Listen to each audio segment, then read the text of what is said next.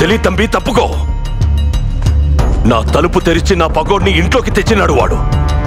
వాడు తలుపు తెరవకపోతే రేపు ఇంకోటి ఎవడో గోడ బద్దలు కొట్టుకొస్తాడు.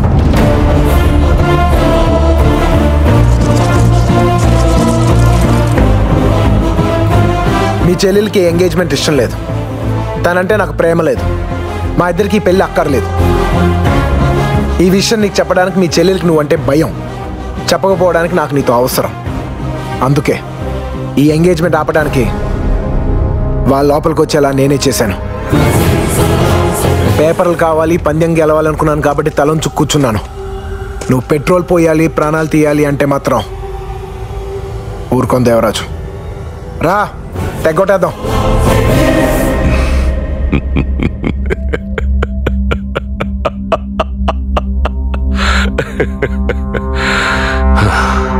ఇరవై ఏళ్ళు ఏ జంతువుని నా పెండ్లానికి కనపడకుండా దాచానో దాన్ని చూద్దాం చూద్దామని పిలుస్తున్నాం.